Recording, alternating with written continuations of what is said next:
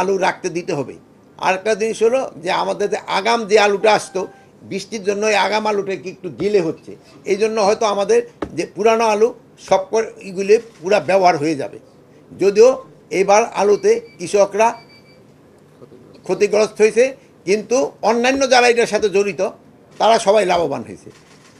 খালি ক্ষতিগ্রস্তের ভিতরে হয়েছে কৃষকরা, আর যারা আলুর ব্যবসায়ীর সাথে যারা জড়িত তারা সবাই লাভবান হয়েছে। আর আপনারা জানেন, আপনারা এবার কিন্তু আমনের ফলন কিন্তু খুবই ভালো হয়েছে। আমনের ফলন খুবই ভালো হয়েছে, প্রায় 50% আমন ধান কিন্তু কাটা শেষ হয়ে গেছে এবং ডেইলি কিন্তু কাটতেছে, এটা বাড়তেছে। তো যদি কোনো রকমের বড় ধরনের কোনো সমস্যা না হয়, এবার আল্লাহ দিলে আমাদের আমনও বাম্পার হবে। যেটা আমাদের আপনারা জানেন যে এর আগে আমাদের যে এই বড় ধান হয়েছিল প্রায় 15 লক্ষ টন, আমাদের এস্টিমেটের থেকে বেশি হয়েছিল। আমনও এরকম আমাদের যে এস্টিমেট করা আছে ওর আল্লাহ দিলে বেশি হবে। প্লাস সার, আমাদের পর্যাপ্ত পরিমাণ সার মজুদ আছে, কিন্তু তারপরও কিছু কিছু দুর্নীতি বা বিভিন্ন জায়গায় সারের দাম বাড়ায়।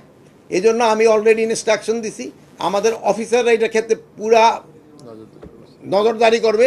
যে অফিসার নজরদারি করতে ফেল করবে তার বিরুদ্ধে আমরা অ্যাকশন নেব।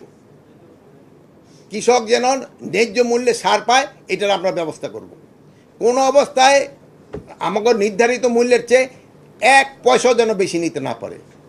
আর আপনারা অনেকে জানেন যে গ্যাসের দাম বাড়াইছে, গ্যাসের দামের সাথে সারের দামের কোনো সম্পর্ক নেই।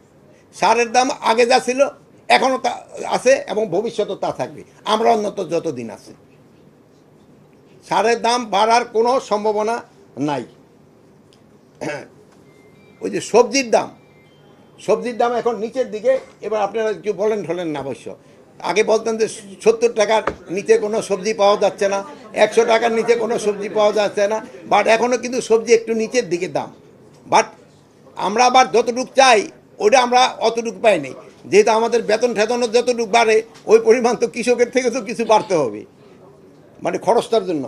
তাও এবার সবজি আল্লাহ দিলে ভালো হয়েছে, যেরকম কোনো ফ্লাড বা ওই কী বলে সাইক্লোন কোনো সমস্যা না হয়, সবজির ফলনও ভালো, সবজির দামও আমরা মনে করি একটা সহনীয় পর্যায়ে থাকবে,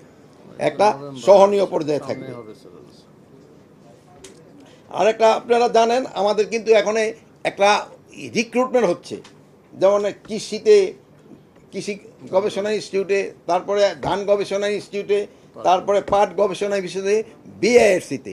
আপনার কাছে আমার একটা অনুরোধ, এটার ভিতরে কোনো ধরনের যদি দুর্নীতির কোনো গন্ধ পান আমাদের জানাবেন। কোনো ধরনের কোনো রকমের দুর্নীতির গন্ধ পেলে এই যে রিক্রুটমেন্টের ক্ষেত্রে আপনারা জানাবেন। আমরা যেমন দেখছেন ওই স্বরাষ্ট্র মন্ত্রণালয়, একটু ভাই আমার কথাটা শোনেন, স্বরাষ্ট্র মন্ত্রণালয় দেখতে পুলিশ, বিজিবি, আনসার, তারপরে ফায়ার ব্রিগেড, তারপরে কি কারা, কোনোটার রিক্রুটমেন্টের ক্ষেত্রে কিন্তু আপনারা মানে ওরকম কোনো গন্ধ পান নাই। এটার ক্ষেত্রে যদি কোথাও কোনো গন্ধ পান আপনারা অবশ্যই জানাবেন। হ্যাঁ, নিউজে এটা যেইভাবে লটারি করার ওইভাবেই লটারি করেছি।